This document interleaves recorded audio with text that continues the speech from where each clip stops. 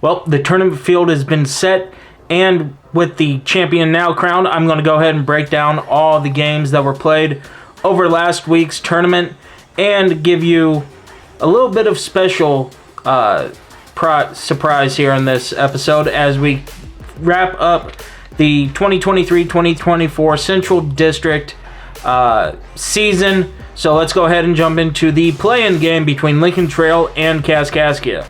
And it pitted the number 9 seed Lincoln Trail coming into the matchup 0-16 in the district against 6-10 in the district Kaskaskia.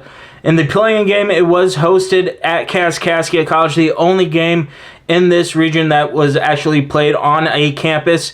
And let's just go ahead and get into the gameplay where the Lincoln Trail Statesmen were able to get out to a quick lead before Kaskaskia gets the lead here. And then really Lincoln Trail took over the first half and was able to go on a substantial run late in the first half and in the middle part of the first half as well. As a team, Lincoln Trail shot 27 for 53 from the field. Kaskaskia 23 of 62. Three-pointers, Lincoln Trail netted 6 of 15, while Kaskaskia was 3 of 16 from behind the arc. Free throw-wise, both teams shot it well over the 80% mark. Kaskaskia shot at 85.7, which is 18 of 21, compared to Lincoln Trail's 13 of 15. That's good for 86.7. The rebounding battle, this is the rare time that Kaskaskia, who wins the rebounding battle 41-25, loses the ball game. They lost this ball game 73-67, and it really was because Lincoln Trail in the first half built up an 11-point lead before Kaskaskia was able to battle back, make it a game. They actually tied it late into the ball game with 7:19 left to play, and then they take the lead for a second time after earlier in the second half taking the lead. They take the lead again. It becomes a back-and-forth battle before Lincoln Trails goes on and run, captivated by an and-one opportunity, and was able to extend the game and really take control of the game for the Statesmen, who were led by Gabe Amorgi as a starter, who was 5 of 12 from the field, 6 rebounds, 2 assists, 1 steal. Caden Hunlocker had 11 points off of a 4 for 6 shooting night, while Ollie Alford had 12 points, 3 of 6 shooting, 1 of 2 from behind the arc, grabbed 4 rebounds, 6 assists. Off the bench, it was Devin Bell, who was 8 of 14, 1 of 4 from behind the arc, and grabbed 4 rebounds with 3 assists. He finished with a game-high 19 points for the Statesmen. While on the other side, for Kaskaskia, again, they had a great start to the season, struggled once district play hit, and it showed here as they struggled against a Lincoln Trail team that had not won in the district. Will Vassar led the way for the Blue Devils, who shot 3 of 11 from the field. He was a team-high 14 of 14 from the foul stripe. 6 rebounds, 4 assists for Vassar. He finished with 20 points. Caleb Jenkins was 6 of 13 from the field. He was 2 of 4 from behind the arc. He grabbed 13 rebounds total, 8 of them being defensively. He finished with 15 points. Anthony Sanford was 6 of 10 from the field, grabbed 8 rebounds, and finished with 12 points for the Blue Devils. It got a little bit chippy here in the ballgame as Lincoln Trail had technical fouls by Ollie Alford, Caden Hunlocker, Gabe Amorgi, and Shea Aloye, along with Devin Bell and Jackson Rose. So a lot of technical fouls for the Statesmen. Kaskaskia was able to keep composure there, but it did not matter how many times a player got a technical foul for Lincoln Trail. They were able to pick up their first win, even though it doesn't count as a district standings win. they get to advance to Ina and face the top overall seed Vincennes. Again, Lincoln Trail wins the play-in game 73-67. And as much as I love the Lincoln Trail storyline of making a deep tournament run, they had to play the top overall seed Vincennes Trailblazers, who going into the tournament were number 4 in the nation off of the last rankings. And they had something to prove, and Vincennes did so, winning this game handily 80-54. And really, the first half was the big difference, as Vincennes led at half 44-20. They started the game off on an incredible 13-0 run before Lincoln Trail gets their first basket. And then Vincennes trades baskets for Lincoln Trail for a little bit. But the big thing for the Trailblazers are they held the Statesmen to only 5 field goals in the first half. Going into the second half, early in the second half, Lincoln Trail only had 7 field goals. Obviously, they were able to make it more of a game. But Vincennes basically had this on cruise control. As a team, Vincennes shot 29 of 53 from the field, compared to Lincoln Trail's 20 of 49. From behind the arc, Vincennes took 20 3-pointers, made 9 of them. Lincoln Trail shot 9 3-pointers, and made 2 of them, good for 22% compared to Vincennes' 45%. From the free throw line, Vincennes shot 13 of 20 compared to Lincoln Trail's 12 of 21. Lincoln Trail actually wins the rebounding battle 29-26. Vincennes also wins the turnover battle, or assist battle, 21-4. And again, it really just mattered because Vincennes had this game in cruise control by the half, and in the second half scoring, it was 36-34 in favor of the Trailblazers, so they were able to bump that to a 26-point win. Let's see what that means individually. As for the final time, the Lincoln Trail Statesmen were led by Ollie Alford, who was 4 of 8 from the field, 1 of 4 from three-point land, grabbed 4 rebounds in this game, had 2 steals, finished with 16 points. Gabe Morgie was 5 of 9 from the field, had 5 rebounds and 10 points. Devin Bell was a starter in this game, was 5 of 12 from the field. He grabbed 1 rebound, had 1 assist. He finished with 11 points. And Gabriel Collins came off the bench for the Statesmen. He was 4 of 4 from the field, grabbed 2 rebounds, and finished with 9 points. For the Vincennes Trailblazers, they were led by, surprise, LeBron Thomas. He was 5 of 7 from the field, 4 of 6 from behind the arc. He grabbed 3 assists to go along with a rebound. He finished with a game-high 16 points. Ryan Adler led the way for the Blazers as well. He was 5 of 10 from the field, had made 3 threes, grabbed 7 assists to go along with 2 rebounds, and had 3 steals for finishing with 14 points. Demarion Yates was 3 of 5 from the field, 5 of 6 from the foul stripe, grabbed 3 rebounds, 2 assists, 4 steals. He finished with 11 points. Ken King came off the bench for the Trailblazers and was 5 of 9 from the field, had a 3-pointer, had 4 assists to go along with 2 rebounds and 3 steals. He finished with 11 points. And again, Vincennes led early in this ballgame, and they put the game away later. Lincoln Trail, I will say, did make an impressive run towards the end and did make the final basket on the first quarterfinal game. A 3-pointer that made this game a little bit closer. It was 80-51 at that point. But again, Vincennes wins. They advance to the semifinals, where they will take on either the Lakeland Lakers or the John A. Logan Volunteers. And like I said, the second quarterfinal game pitted the number 4 seed Lakeland Lakers against the number 5 seed and defending national champions John A. Logan Volunteers. Logan has to win out in order to advance the Hutch. There is no at-large bid for them, so if they lose at any point in this tournament, their season is over.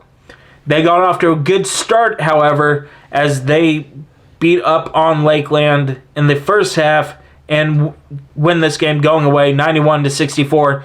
Like I said, early in the ballgame, they went on a 12-0 run to start as Lakeland traded baskets with them to open the frame. Then Logan goes on that 12-0 run.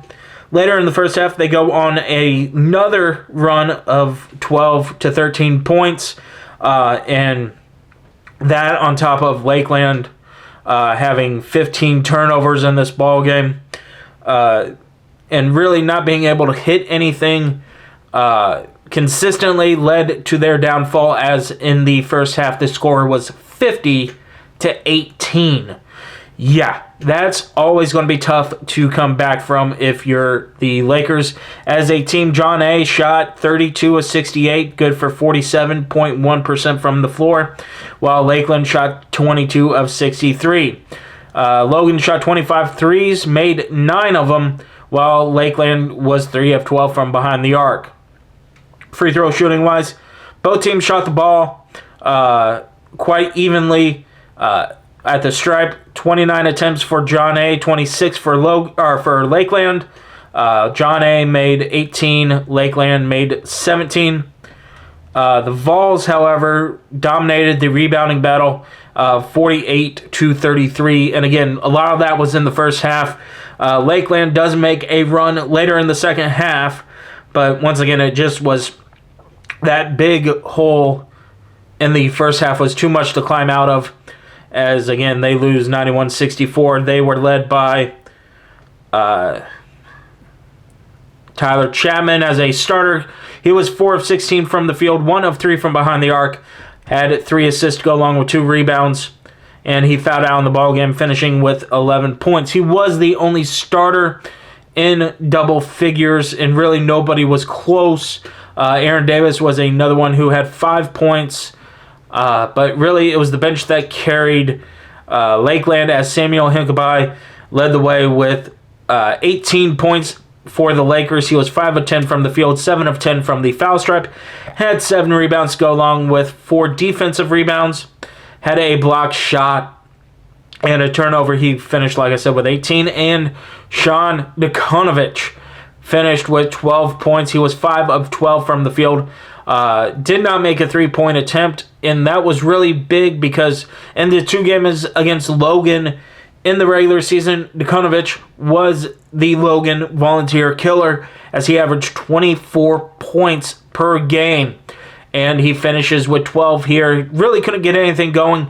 Lakeland as a team really couldn't get anything going until the second half, when it was too little, too late, and Logan was able to extend their season for another game as they meet Vincennes in the semifinal. And actually, Logan has great success against Vincennes when it comes to this tournament, so it should be an interesting matchup. As a Vincennes fan, I wanted Logan on the other side of this bracket. I have them at like a 6 seed, so we didn't have to see them until the possible championship game. But they get the 5 seed, so Vincennes takes on Logan in the semifinals. The third quarterfinal matchup on Monday pitted the 7 seed Swick Blue Storm against the 2 seed Olney Central Blue Knights. Swick came into this game 6-10 in district play compared to Olney Central's 13-3, and really for the third game in Ina, it was a blowout, but not the blowout that you were expecting, as Swick runs all over Olney, winning this ballgame 97-75. And really, it was a big first half. Again, just like in the Logan game, a big first half propels the higher seed into this ballgame. Swick opens up the ballgame with a 13-0 run before Olney is able to counter it with a 9-0 run later on in the first half.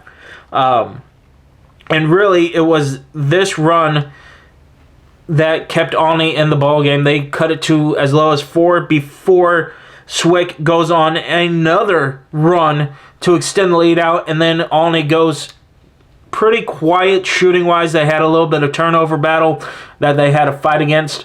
Both teams shot the ball extremely well. Swick just shot it better. In the first half, they could not miss. And looking at the box scores, it shows as a team, the Blue Storm was 41 of 62 from the field. Olney Central was 26 of 62. From behind the arc, Swick netted 7 of their 14 attempts, compared to Olney Central, who couldn't hit the broadside of a barn until late in the ball game to make it a little bit closer. They were 8 of 26 from behind the arc. Free throw wise, Swick only shot 12 free throws compared to Olney Central's 22. Swick did make 8 of those 12 compared to Olney's 15 of 22. Rebounding battle, Swick owns that, winning that by 16, 36-20. They lose the turnover battle. I talked about Olney Central having a lot of turnovers. They really cleaned it up in the second half, while Swick got a little bit more sloppy. And again, Olney was able to close the gap a little bit. But every time Olney would seem to make a run, Swick would make a bigger run and just extend that lead until it was too late for the Blue Knights to come back, unfortunately. Speaking of those Blue Knights, they were led by Demarion Walkup, who was 6 of 15 from the field, 3 of 9 from behind the arc, and 10 of 12 from the foul stripe. Had 6 steals to go along with 2 block shots and 2 rebounds. He finished with a game-high 25 points. Jacoby Thompson was 4 of 11 from the field. He was 2 of 3 from behind the arc and grabbed 2 assists to go along with 12 points. Delshawn Sims was 5 of 8 from the field and had 3 assists, 3 rebounds, and 4 steals. He finished with 12 points for the Blue Knights of Olney Central. Swick had 4 of their 5 starters in double figures and a person off the bench in double figures, as Bennett Briles and Tawan Minkins both came off the bench, added 10 points apiece. Briles was 5 of 7 from the field, while Minkins was 4 of 5. Really, it was the Dallas Rufus show along with Mazum Meckham. Rufus was 6 of 9 from the field, had 2 3-pointers, 5 assists, 6 steals, 4 rebounds, and finished with 19 points. Meckham was 8 of 12 from the field, had 7 assists, 5 rebounds. He finished with 17 points. Another person who finished with high teens was Saxon Hopker. He was 8 of 14 from the field, grabbed 12 rebounds, 11 of them being defensively. Also dished out 6 assists, finishing with 17 points. The final Blue Storm player in double figures was Jameel Barber. He was 6 of 9 from the field, had 4 turnovers to go along with 3 assists and 4 rebounds. He finished with 14 points. So again, it was really the fact that Olney Central was not able to close a gap when, and it's really hard when you start the game down 13. They make it interesting in the middle part of the half, going on an 9-0 run themselves. But every time Olney goes on a run, Swick went on a larger run, and that's how you get to the final score of 97-75 in favor of the Blue Storm. And they will advance to the Wednesday semifinal, where they'll face either Wabash Valley or Shawnee. And the final game in the quarterfinals on Monday night pitted the 6th seed Wabash Valley against the 3 seed Shawnee Saints. And again, it's really weird to see Wabash as the 6th seed and Shawnee as the 3 seed, as for most of the year, Wabash was in that 3 slot. This game was the closest game when we talk about it in the day 1 of this tournament. Like I mentioned, the other 3 being huge blowouts. This game, Olney Central wins to advance into the semifinals against Swick, winning the ball game 66-57. It was a close affair all the way around, as at half it was 32-28 in favor of the Warriors. They're able to score 34 points and give up 29 in the second half. And again, this was a back-and-forth affair all night long. Wabash was just able to hit a little bit more 3-pointers, sealing their victory here. As a team, the Warriors shot 24 of 57 from the field, compared to Shawnee's 16 of 49. So both teams really didn't shoot the ball well. Shawnee didn't shoot it well from behind the arc. They were only 3 of 15 from behind the arc compared to Wabash Valley's 11 of 29.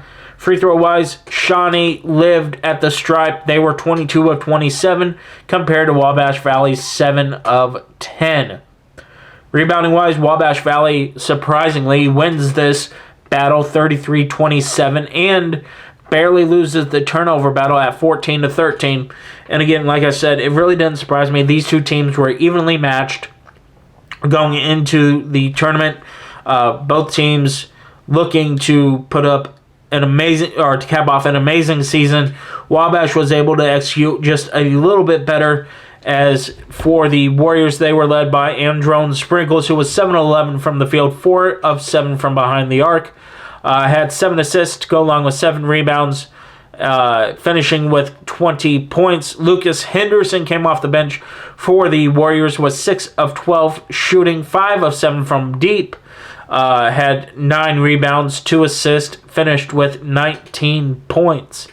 Brandon Razor Moore was close in double figures. He was 4 of 13 from the field, 1 of 10 from behind the arc. Grabbed 3 rebounds and had an assist, finishing with 9 points for the visiting Wabash Valley Warriors. For Shawnee, they were led by a couple different players in double figures, led by Ladrigus Pittman, who was 4 of 14 from the field, 2 of 9 from behind the arc. Had an assist, 3 rebounds, and 2 steals, finishing with 13 points. Johnny Anderson was 2 of 8 from the field, had 5 of 6 free throws shooting, grabbed 5 rebounds, 2 assists, and 10 points. And Keshawn Washington was 3 of 7 from the field, 4 of 5 from the foul stripe, 2 rebounds, 2 steals, 2 assists, finishing with 10 points as well. Like I said, Shawnee lived at the free throw line, 22 of 27. Johnny Anderson was 5 of 6. Ladrigus Pittman was 3 of 4. Israel Welton was 4 of 4. So was Miles Lemon. And again, it was a back and forth game. The closest game Monday had for us. And unfortunately for the Saints, it falls short in their season as Wabash goes on to the semifinals to take on Swick that Wednesday night.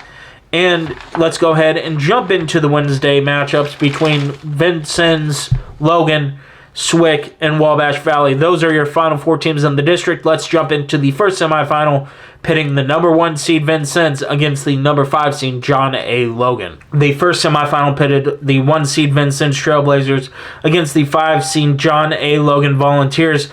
And really, like I said, after showing that Logan won the ball game against Lakeland, saying that they owned Vincennes in this tournament, they really have, including last year in the championship game, edging out Vincennes, coming back in that ball game to win the district. Vincennes had not won the district since 2018, and they had a tough test against John A. Logan, as in the first half it was a back and forth affair before John A. was able to pull away at the half with a 41-37 lead. Again, Vincennes tied in and actually took the lead for a little bit in the first half, but the first half belonged to the Volunteers. The second half completely belonged to the Trailblazers, whatever Coach Franklin said to them. They got the message loud and clear as they score 47 points in the second half while only giving up 27 to win this ball game, 84-68. And again, in the first half, and I wish I had some images to show you of that first half, there's technical issues with LeBlanc Productions in the first half. They couldn't get their radio guys on, so Dave Hunter called the game, which was surprising to me. And big shout out to LeBlanc for posting the videos so us fans could watch it in real time. As a team, John A. Logan shot 25 of 53 compared to Vincennes' 33 of 54. Logan shot 7 of 16 from behind the arc, and Vincennes, like they did in their game against Logan at Logan, they only shot They shot under double-digit three-pointers. They were 2 of 8. Free throw-wise, the Vols were 11 of 15, while Vincennes was 16 of 28. Vincennes wins the rebounding battle 33-20 and ties the turnover battle at 14. And actually, both coaches showed their passion for this ballgame. Both coaches knew what was on the line, and both coaches got a technical foul. I thought that was poetry in action, as Coach Franklin got the technical foul in the first half. Coach Tyler Smith-Peters got the technical foul in the second half. Logan was led by Caden Hawkins and R.J. Walker, both finishing with 16 points. Walker was 4 of 12 shooting, 3 of 6 from behind the arc, and 5 of 7 from the free throw line. Had 3 assists to go along with a rebound and 4 turnovers, while Hawkins was 7 of 8 shooting, 2 of 2 from behind the arc, had 2 rebounds, 1 assist, and 1 steal. He finished, like I said, both of them finished with 16 points. Another starter in double figures was Julian Norris, who was 5 of 12 shooting, 1 of 3 from behind the arc, had 3 assists to go along with 2 rebounds, finishing with 11 points. And Isaac James finishes his season shooting 3 of 6 from the field, 6 of 8 from the foul stripe, having 4 rebounds, 3 assists to go along with 12 points. And again, Logan led this ball game in the first half, and they just couldn't hit anything in the second half, and that led to Vincennes being able to come back and go on a couple different runs. Vincennes was led by Michael Osei-Bonsu, who was 16 of 18 shooting, 1 of 4 from the foul line, had 15 rebounds, 10 of them being defensively, had 6 steals. Are we sure this is the Michael Osei-Bonsu from the regular seasons for the Trailblazers? Had 3 fouls. He finished with a career-high 33 points. He wasn't the only one that had a monster game. LeBron Thomas was 7 of 12 shooting, 2 of 3 from behind the arc, 5 of 10 from the foul line, had 8 rebounds, 6 assists to go along with 2 steals, 2 blocked shots, and 4 turnovers. He finished with 21 points. Those were the only 2 starters in double figures, and they carried the load for the Trailblazers. Chris King was the only other Blazer in double figures. He was 5 of 11 from the field, 4 of 4 from the foul line, had 3 assists, 3 rebounds, go along with 1 turnover. He finished with 14 points. And like I said, both coaches get a technical foul in this ballgame. Vincennes able to control the pace on the second half and able to beat a little bit of a monkey that had grown on their back since joining the league. Again, Logan has been that bugaboo for the Blazers in the past, stopping Vincennes from winning the district a couple different times. And they will go to the championship ballgame against either Swick or Wabash Valley. And the second semifinal pitted 2 of the higher seeds, again, both getting upset wins as Swick defeated Olney and Wabash Valley defeating Shawnee.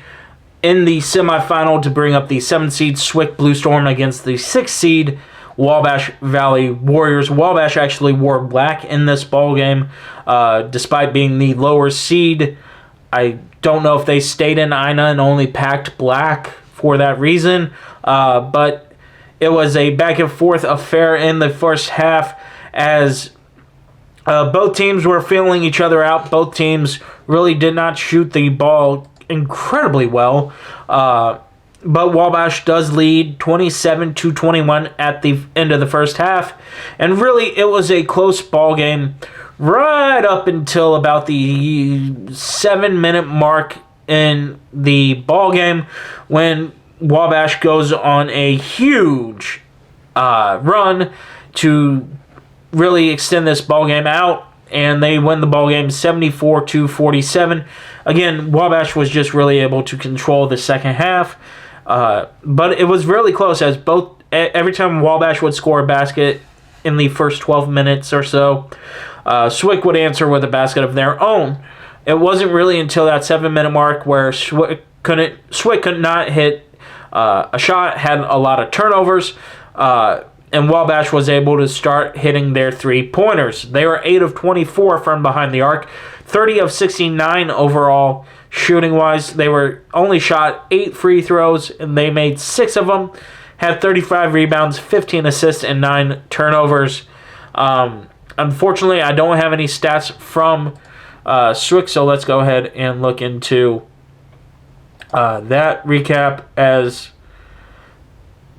Lucas Henderson and Andron Sprinkles, I'll get to them in a little bit, finished with 20 and 13 points apiece. Swick was led by Jacoby Huddleston with 16 points and Jameel Barber with 12 points. Both teams, like I said, struggled to score in the opening period. Wabash took a 6-point lead.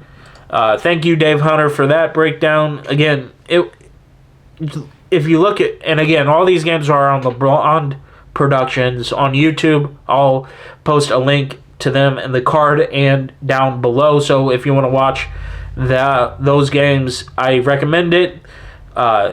This game was incredibly entertaining for most of it before Wabash really pulled away. Again, let's go ahead and talk about Lucas Henderson and Sprinkles. Henderson was 8 of 12 off the bench, 3 of 7 from behind the arc. Had 3 rebounds to go along with an assist, a steal, and finishing with those 20 points. Sprinkles was 5 of 13 shooting, 3 of 8 from behind the arc. Had 6 rebounds, 2 assists, 2 steals, finishing with 13 points. Brandon Razor-Moore kind of got back on track. He had 11 points off of a 4 of 9 shooting performance. Had 3 rebounds to go along with an assist and a steal and 4 block shots, while Kaleem Taylor was 4 of 13, 1 of 4 from behind the arc, had 7 rebounds, 2 assists, and 2 block shots, finishing with 10 points as well. Like I said, both teams really didn't shoot the ball well in the first half, and Dave kind of echoes that. It was a close game for most of the second half as well, before in the about midpoint to 8-minute mark in the ball game, Swick really couldn't hit anything, and Wabash started hitting their three-pointers. So the score is extremely deceptive with that 74-47. You would think that Wabash rolled like we saw in the first round. That really didn't happen, but it does set up an interesting matchup between the Wabash Valley Warriors and the Vincennes Trailblazers, as both times Vincennes played the Warriors, they beat them by 20-plus points. Well, with a trip to Hutch on the line, it is between the 6th seed and a little bit of the Cinderella story, Wabash Valley Warriors against the top overall seed, Vincennes Trailblazers. And like I said in that last bit, Vincennes owned the 2 games in the regular season. However, this is for trophies, and it is incredibly difficult to beat a team a third time around, and it proven to be just that. Both teams really couldn't get it started in the first half. Vincennes shot poorly all game long. They finished 4 of 22 from behind the arc and 20 of 51 from the field.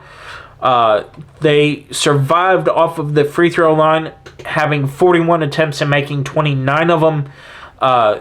The 3-2 zone from Wabash Valley Warriors, even though they showed it a couple different times in the regular season, caused problems for the Trailblazers. And let's just go ahead and talk about Vincennes again.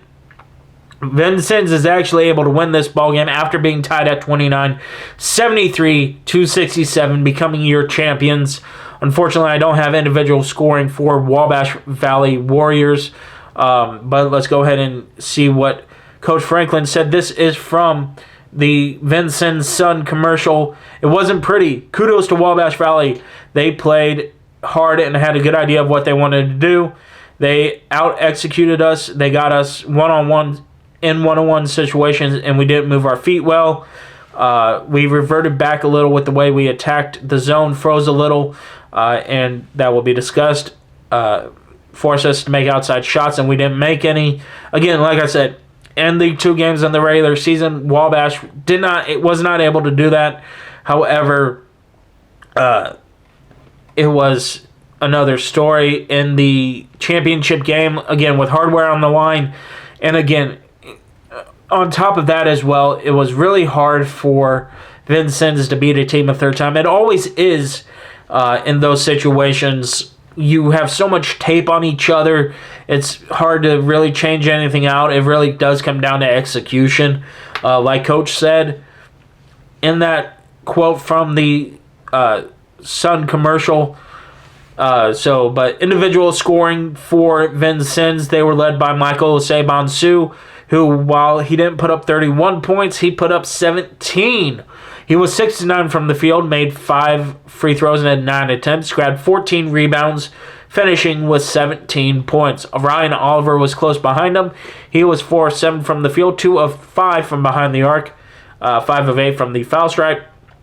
Had 7 rebounds to go along with 5 assists and 2 steals.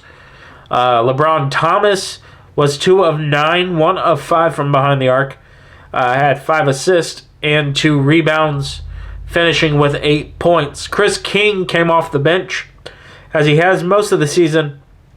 He was 3 of 10 from the field, 7 of 7 from the foul stripe, had 7 rebounds to go along with 2 assists. He finished with 13 points. Kent King was 1 of 7 from the field, 1 of 5 from behind the arc, 4 of 4 from the foul stripe, however. Had 1 rebound, 1 assist, and 2 steals. He finished with 7 points. Kyrie Dixon finished with 7 as well. He was 3 of 4 from the field, had 8 rebounds, and 7 points. So again, Vincennes able to win the district championship for the first time since 2018. And really, it was, as I told both coaches, it had me on the edge of my seat. Please go back to the LeBlond Productions and watch this ball game, because it was an amazing ball game from a fan's perspective. From the coach's perspective, obviously you have a lot to go over and a lot of changes to be made. But as a fan, this had me on the seat from tip to final horn. I iterated that both Coach Davis and to Coach McGee. Both teams played well, and congratulations to the Blazers, who are your region champions and get the automatic bid to Hutchinson. And so let's go ahead, and as we end out this year's edition of the podcast, we do have from Dave Hunter the All-Region 24 team. So I will go ahead and read those, as these players do deserve all the credit.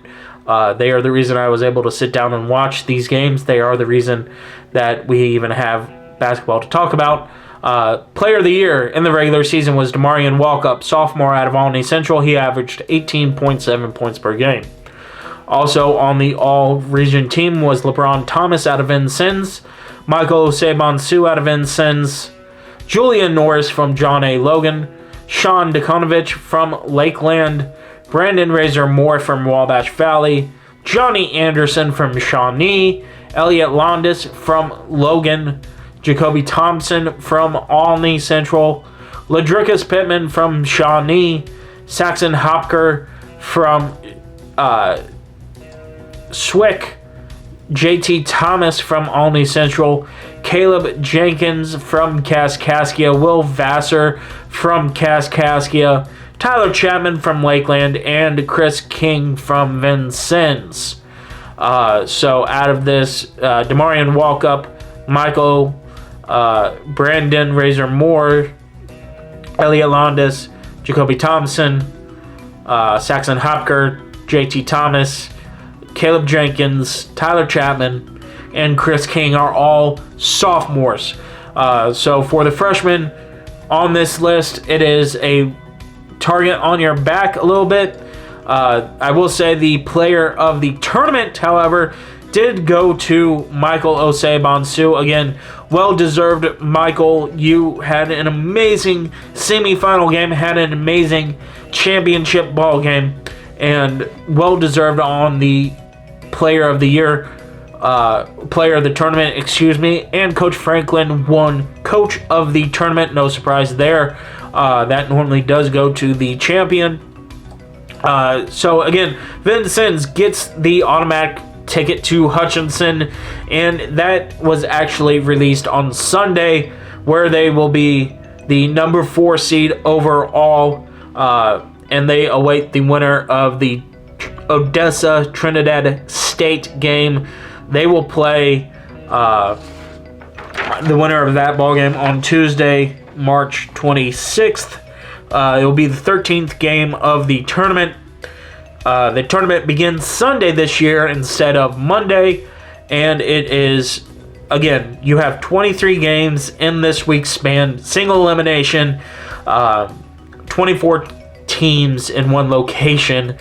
It is going to be a bloodbath. Whoever wins this tournament definitely deserves it.